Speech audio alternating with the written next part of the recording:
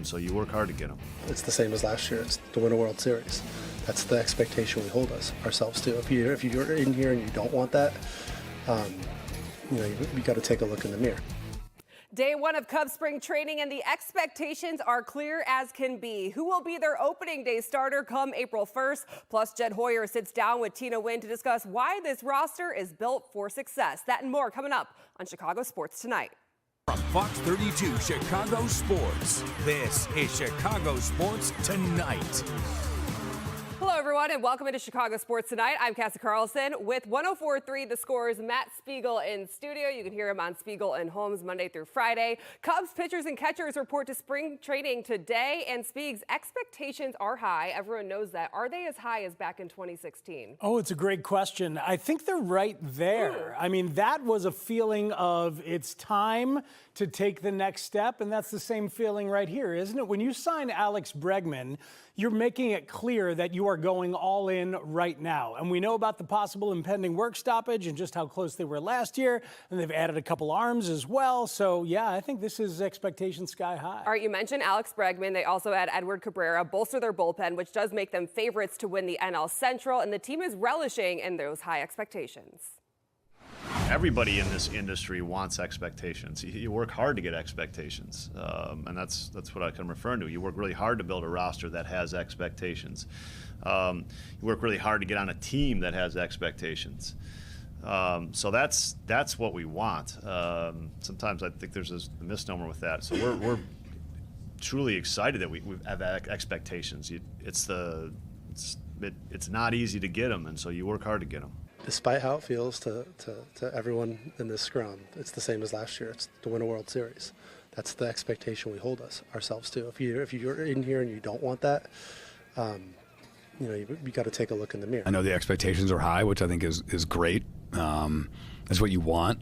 I think the excitement in camp is palpable. So many of the guys were here last year, and I think they feel like we had a really good season, but there's unfinished business. And I think that in a lot of ways, that's the best kind of spring training, when there's a hunger. All right, so Craig Counsell said that it's a misnomer that teams try to quiet the expectation, the noise around that. And I thought that was so refreshing because we do hear that from a lot of teams of the outside expectations don't matter. We're focusing on what we have in the clubhouse. But to hear Matt Boyd come out and say it's World Series or bust, you got to love the confidence that's oozing from the guys already on the team. Let's be honest, there's only like 6 or maybe 10 places all around baseball that can say that this year, right now.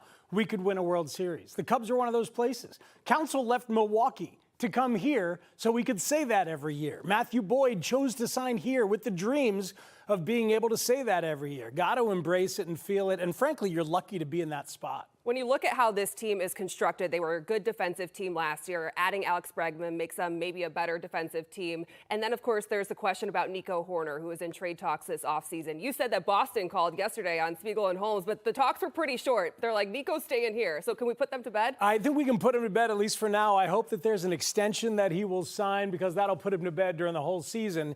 But, yeah, Boston called for Nico, ended up talking about Matt Shaw, and ends up trading instead for Caleb Durbin in Milwaukee. So all of these infielders that have moved place, I'm relieved personally and also professionally to see the Cubs going for it in this year when they've really got a shot. What about Matt Shaw? Because he's not going to play third base because of Bregman. He's going to be a depth piece in the outfield as well. Some people see him as a trade piece as well. But I think Craig Counsell, the way he was talking today, is saying, if you want to be a World Series contender, you need to have depth. And if you take him away, suddenly they don't have much depth at a lot of those spots. Yeah, too often this team has had the bottom of the roster pieces not be very useful. It's time for you to be a big boy, big market franchise where every single roster spot is serious and is that depth. Think about when Chris Taylor was on the Dodgers bench, could play 5 different positions effectively. A guy like Matt Shaw or Moises Ballesteros, or maybe both at the bottom of your bench, that's a championship team. And Counsell also complimented how he handled the news of him having to be a depth piece at all those positions. Counsell was also asked if it was April 1st, would Daniel Palencia get the ball in the 9th inning? He said yes. He was then asked if it was April 1st, would Cade Horton be the opening day starter? And he left that one open. But here's what Cade Horton had to say about hoping to pitch a full season. There's still a lot to prove, right? First year, now guys have a scouting report on me. They know my stuff. So just all about going out there and executing a pitch and giving my team a chance to win. I think that's the thing about the second year is now people have expectations. But I mean, the expectations really don't change for myself. Like, I'm going to go out there and give my team a chance to win. And at the end of the day, that's my expectation. Everything else, everybody else's expectation doesn't really have a say in how I go about my day. So Cade Horton had an exceptional rookie season. He was a finalist for NL Rookie of the Year. MLB.com projected the Cubs rotation with Horton as the opening day starter, followed by Matthew Boyd, Edward Cabrera, Shota Imanaga, and Jameson Taillon. Do you like Horton getting the nod on opening day? I bet it's going to be Boyd. I think there's always an element of wanting to give the veteran that opportunity when they've busted their butt their whole career, and I think Matthew Boyd does deserve it. But it's fun to have those 5 in there, and obviously there's more behind that with Assad and Colin Ray. They're as deep as they need to be in that rotation. Which is also part of the reason why of the World Series expectations. What happens when Justin Steele comes back, which Counsell said at CubsCon could be the first half of the season? Well, 6-man rotation, and maybe they'll be that way right from the get-go. Remember, this is about the end game. In that Milwaukee series, it was obvious they were like 2 or maybe even 3 pitchers short of guys who could go 3, 4, or even 5 innings in bulk. That's where the playoffs become. They needed more. Now they have more. All right, let's talk about the White Sox. Expectations higher than they've been in recent years. Do you think they're going to be a feel-good story, or should we expect them to be about 500 above going into this season with the additions that they made? Getz was busy this offseason. You know, it's such a big undertaking to make a successful baseball team and a successful baseball organization. I have the capacity and the interest to zoom out and look at the minor leagues and the whole thing. A lot of people don't. If you're one of those people who doesn't and you're wanting to see proof on the big league level, how does another 19-game increase in wins sound? If they did that kind of jump, they're still only 80 and 82. So you're asking a lot. But this could be one of those teams where in the first part of the year, a lot of people around baseball are writing, White Sox are on the come, because there's some new pieces that are interesting. Well, part of that is the Japanese slugger, Munetaka Murakami, and then there's the closer, Seranthony Dominguez, who's pitched in a World Series. Like, to have that experience on this roster suddenly makes it more intriguing. Do you think someone who had 5 straight 30-homer seasons in Japan or someone who pitched in a World Series is going to be more impactful on the South Side? Oh, it's a good question. I like Murakami a lot. I think Murakami is going to be fun, too. And there's going to be a big appetite for him, probably going to sell a lot of jerseys and have interesting concessions and all of that stuff. But, you know, the Japanese Schwarber, that's fun to think about. And Dominguez is solid, but Dominguez is a guy who could be signed and flipped. I mean, Chris Getz's job right now is to load up on maybe MLB-ready prospects or prospects a little bit below, and he did that with the kid David Sandlin that he got from Boston, and I really like that acquisition, or to load up on potential sign-and flips like Seranthony Dominguez. So you might fall in love with guys who then get dealt at the deadline. All right, the fun thing about Murakami is he was already turning heads at training camp because he had a bullpen session or a BP session at training camp yesterday and hit 3 home runs. So people are like, all right, let's get these tickets on the South Side, as you mentioned. Like, they're gonna make this whole thing about him for a lot of the season. Well, and the power is real, and if it adds to their amplification in Japan and helps them grow some business that way, that could be something they need as well. All right, let's talk some Bears. Super Bowl is over, the offseason begins, and we know the Bears need a defensive lineman, whether it's an edge rusher, whether it's a defensive tackle. Do they find it in the draft? Do they trade for it? Or do they do that in free agency? You know, it's interesting because a lot of times you think, well, they did so much on the offensive line last year, now it's time to do it on the defensive line. They tried to do it on the defensive line last year, too, with Grady Jarrett and Io Adebango from the Colts, right? So they still have work to do, but I wouldn't expect a big splash on the D-line. Maybe one piece and also draft a couple. They need a few different pieces, but I think this is a team that's going to want to invest some time and some effort in Austin Booker. So you're not going Max Crosby? I am not going Max Crosby. I don't think the timing is right to do it, to all your draft picks and to push all your chips in.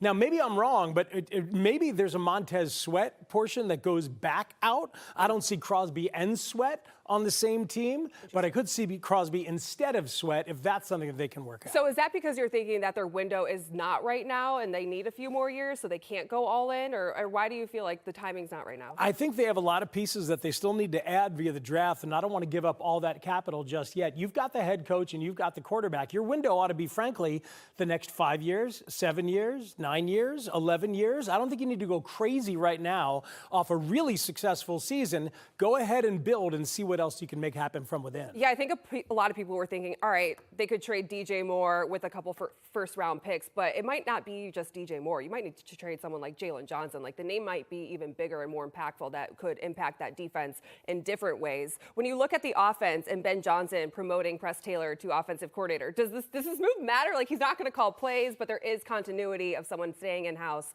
and being a more prominent role on that staff. I think we got awesome information really just the past couple of weeks from Cole Kmet and others on what exactly Declan Doyle was doing. And now we know that Press Taylor will be doing that, and I think he's up to the task. But it's a matter of communicating and doing some of the organizational skills that I'm sure Press Taylor has. He's been an offensive coordinator before. I love the continuity. I think it's great. I think there'll be tasks that Press obviously has to get up to speed on, but should be easy communication from Ben and then from Press to the players. All right, the big news this week is yet again the Bears Stadium saga. So Illinois closing in on potentially coming to an agreement and the state legislator with the Bears on some key issues. They want tax certainty. They want help with infrastructure. All as Indiana's state legislator is 2 weeks away from their session ending, which basically gives Illinois a deadline. Surprised that this is happening, or do you think this was the Bears putting pressure on Illinois to get something done? I think it is a successful use of leverage. Even though Kevin Warren wrote in the letter, this is not about leverage. We all knew it was about leverage, and it has worked. So, look, it could have happened a couple years ago, maybe, if they'd been a little more forthright and just gone to the state, but they played a game with the city. Kevin got smitten with the mayor and the whole idea of being on the lakefront, and now he's had to go to Indiana to get the leverage. But we're about where we should have been probably 2.5 years ago. Well, now there's a report that Iowa's state legislator is trying to get involved last minute. That's adorable. Right? You guys played a fun game on Spiegel and Holmes yesterday of like, where do you want this stadium to go? What were some of the funny responses? Oh, my God. It could be anywhere. Well, Portage has obviously stepped up, Portage, Indiana, and says, we're going to put together a thing. There's like 5 different spots in Indiana that maybe all feel viable, and they're all going to, don't spend too much on your graphics and your, on your PowerPoint. Don't worry about it too much, because they're going to Arlington Heights. It's been written in the stars since 1971 when Papa Bear Hallis toured there. This is the manifest destiny of the Bears to get a little bit west and a little bit north. That's kind of what I thought about this the entire time, is when George McCaskey said that George Hallis wanted this done in Arlington Heights so many years ago. Yes. As a family that is built on legacy and tradition, you knew that that was going to be the driving force behind every decision that they made, that it was so important for them to grant the wishes of people of their past. There is a romantic meatballism about the way that I feel about the Bears being in the state of Illinois or outside the state of Illinois. You think George McCaskey doesn't feel that? This is a guy who shows up at funerals with Green Bay Packers urinal cakes in his pocket and then goes to the bathroom and deposits them. True story, folks. So, he wants them in Illinois, and they will be in Illinois. All right, Paris Schutz was on our show earlier this week. He's been reporting on it all week long. He said we should know probably something in the next 2 weeks, which doesn't meet the deadline of shovels in the ground of 2025, but Kevin Warren could then say he made some progress on the stadium. Absolutely, and then we can put it behind us and stop thinking about property taxes. We can put it behind us and stop thinking about state legislatures, and God bless you, Cam Buckner and other wonderful guests. I'm ready to just think about the sports angle of this stuff. And what is that stadium going to look like? It'll be state-of-the-art, and maybe there's a Super Bowl in Arlington Heights in what? In 2031, and maybe the Bears are playing in it. Let's go. Maybe they'll have Max Crosby. It's all coming together. Spiegel, we appreciate your time. We need to take a time out. Coming up here on Chicago Sports Tonight Daily, we are going to talk to Tina Nguyen, who's out at Cubs spring training. Stay with us.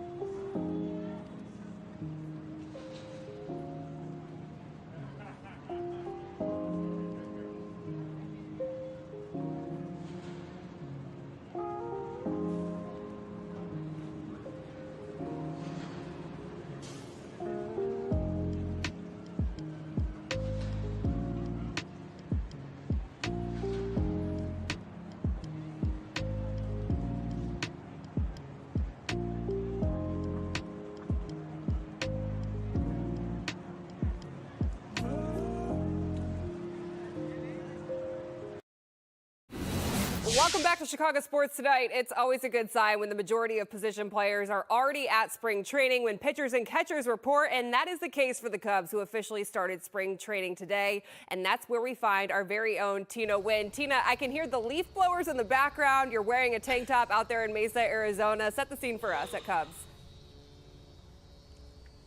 Yeah, completely different weather here compared to what you guys are getting, I'm sure, there at home in Chicago. But yeah, day one here of spring training for the Cubs has officially wrapped up, and spring training, of course, underway, which means baseball season is finally back here. Today, pitchers and catchers reported, and really we got the chance to catch up with a lot of guys in the locker room, including Cade Horton, Matthew Boyd. We heard from Craig Counsell, Jed Hoyer as well. I even got the chance to talk to Jed one-on-one there.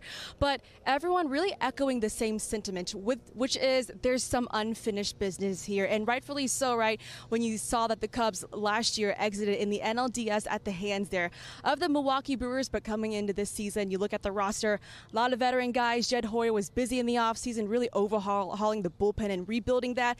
He's brought in guys that he really believes in, so this team, right, excited that it is a brand new fresh start, but they are no doubt hungry for more. Cassie? Yeah, I love what Craig Counsell had to say about expectations, saying they welcome these high expectations that are on them this season, because you look at their roster and they are a complete team on paper, and we know they're going to be good defensively, good offensively. They have a good starting rotation, and as you mentioned, they overhauled the bullpen, and it was Matthew Boyd who said the goal is World Series, and if that's not what you're looking at, you probably need to take a look in the mirror. What more did Boyd have to say about returning to Chicago with those expectations?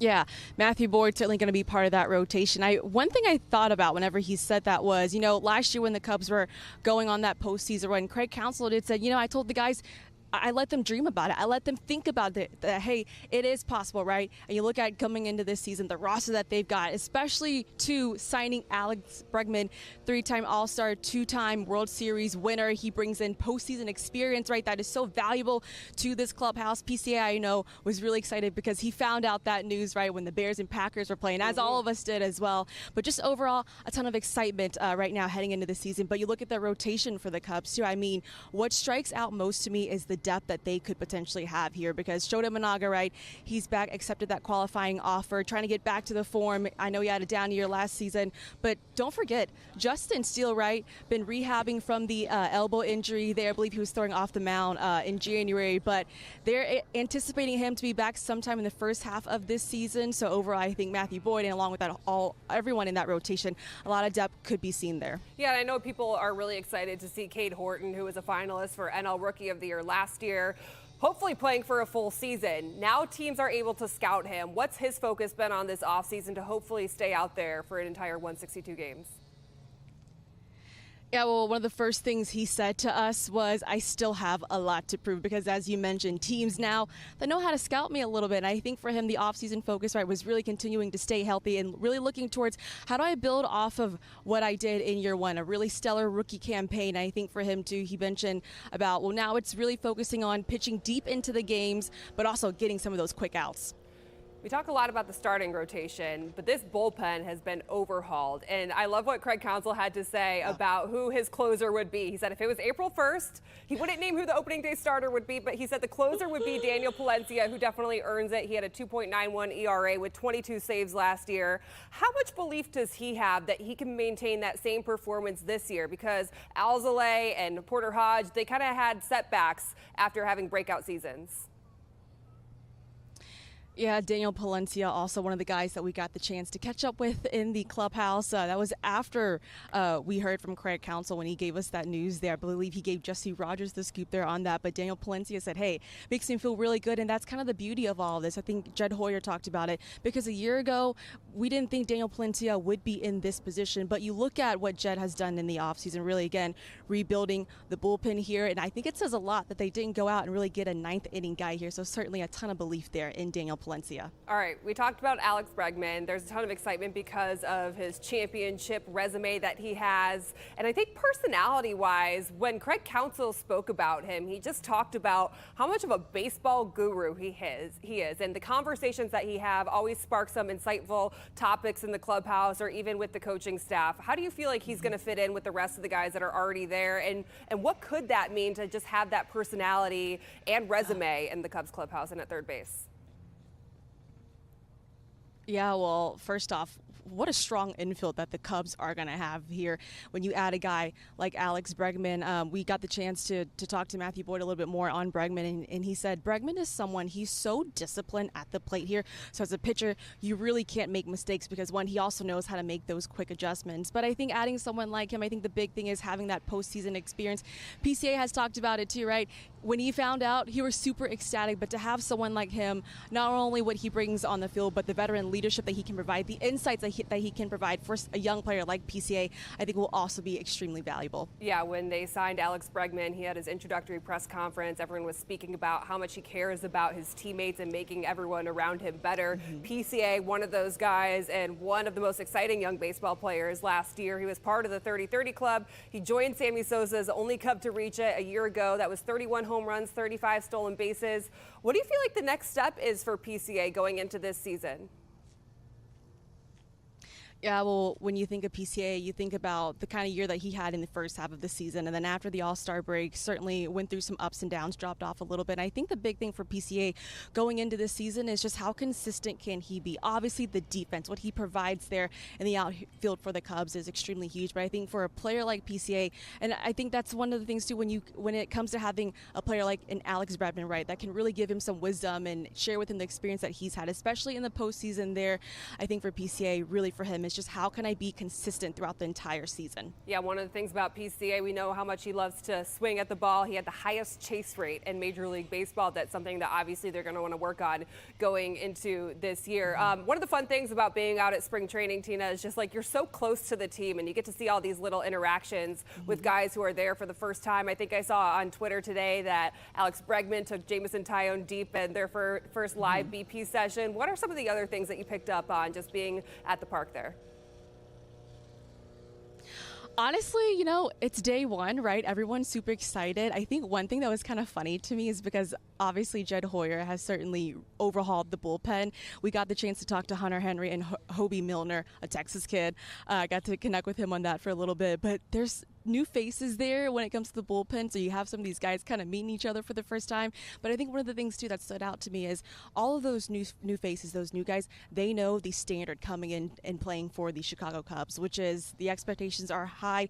And this team, they want to be serious World Series contenders. All right, you talked to Jed Hoyer earlier today, one-on-one. What are some of the things that you learned from that conversation?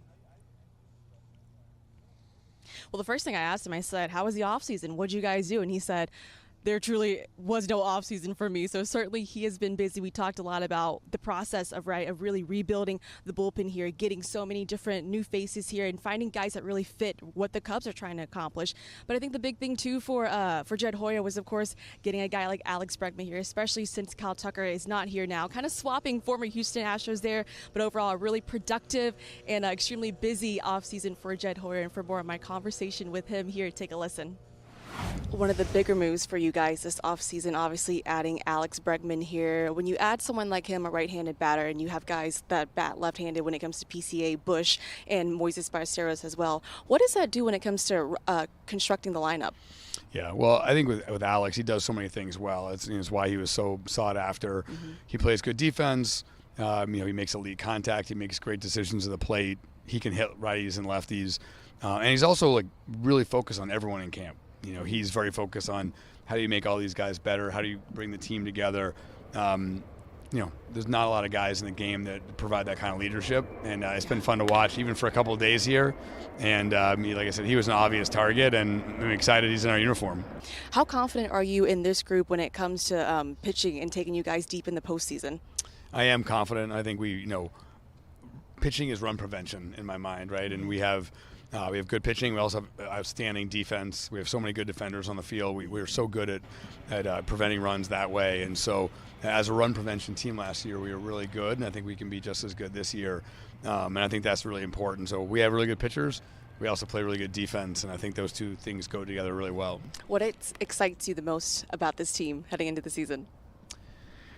I think you said it earlier. I think we talked about unfinished business. Okay. In my career, some of the best seasons have come after good postseason runs, but ones that fell short. I think there's a level of hunger here that you feel.